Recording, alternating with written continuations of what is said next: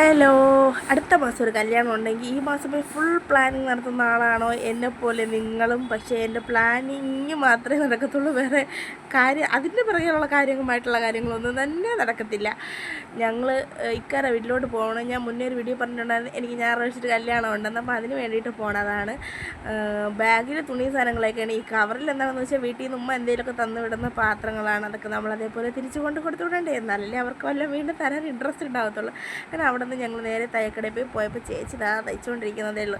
പിന്നെ വിചാരിച്ച് പാവം ചേച്ചി ഇന്നലെ കൊണ്ടു കൊടുത്തപ്പോൾ ഇന്ന് തയ്ച്ചു തരാമെന്ന് പറഞ്ഞാൽ അവിടെ നിന്ന് കഥയും കാര്യമൊക്കെ പറഞ്ഞ് തയ്ച്ച് മേടിച്ച്, പിന്നെ അതിന് വയ്ക്കാനുള്ള മുത്തും കാര്യങ്ങളൊക്കെ മേടിച്ചിട്ട് നേരെ വീട് പിടിച്ചു. ഞങ്ങൾ വീട്ടിലോട്ട് എത്തിയപ്പോഴത്തേക്കും 1000 രൂപ കഴിഞ്ഞിട്ടുണ്ടായിരുന്നു. പള്ളിയിൽ ലൈറ്റൊക്കെ ഇട്ടിട്ടുണ്ട്. പതിവ് തെറ്റിക്കാതെ വാപ്പ സിറ്റൗട്ടിലിരുന്ന് ദിക്ർ എടുത്തുകൊണ്ടിരിക്കുന്നു.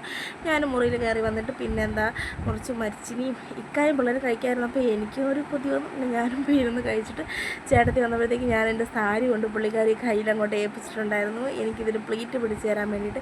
എനിക്ക് ഈ സാരി അങ്ങനത്തെ സാധനങ്ങളൊന്നും കൊടുക്കാൻ അറിയത്തില്ല. ചേട്ടത്തി ഇതിൻ്റെ ആളാണ്. സാരി എത്ര വേണമെങ്കിലും പുള്ളിക്കാരി മാറ്റി കൊടുക്കും, നിമിഷ നേരം കൊണ്ട് നമുക്ക് കൊടുത്ത് തരുകയും ചെയ്യും. അപ്പം എനിക്ക് വേണ്ടിയിട്ടുള്ള പ്ലീറ്റൊക്കെ പിടിച്ചുകൊണ്ടിരിക്കുകയാണ്.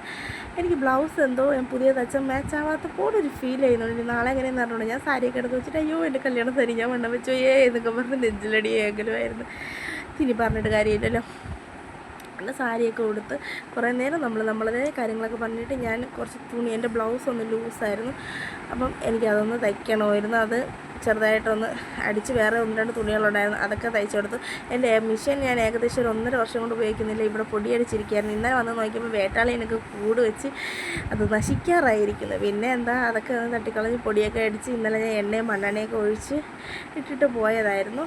അപ്പം ഇന്ന് അതിന് വേണ്ടിയിട്ടുള്ള സൂചിയും ബാക്കി സാധനങ്ങളൊക്കെ മേടിച്ചുകൊണ്ട് വന്നത് ഉപയോഗിച്ചപ്പോൾ അടിപൊളി മിഷൻ പഴയ പോലെ തന്നെയാണ്. എനിക്ക് നല്ല ടെൻഷൻ ഉണ്ടായിരുന്നു തയ്യൽ വീഴുമെന്ന്, പക്ഷേ സംഭവം സെറ്റ്. പിന്നെ അതൊക്കെ കഴിഞ്ഞ് ചേട്ടത്തി പൂ കെട്ടാൻ വേണ്ടിയിട്ടിരുന്നു. ഞാനാണെങ്കിൽ ബ്ലൗസിന് എന്തുവാ കല്ല് അത് വയ്ക്കാൻ വേണ്ടിയിട്ടിരുന്നു. ഇത് മെനക്കെട്ട പരിപാടിയാണ്, അങ്ങോട്ടും ഇങ്ങോട്ടും തെറ്റാൻ പാടില്ല, ആ രീതിക്ക് ഒട്ടിച്ച് പോകണം. ഇനി എന്തായി എന്നൊക്കെ നാളെ പറയാം. അപ്പോൾ അത്രയേ ഉള്ളൂ. വീഡിയോ ഇഷ്ടപ്പെട്ടാൽ ലൈക്ക് ചെയ്യുക. ടാറ്റ ബൈ ബൈ, സീ യു.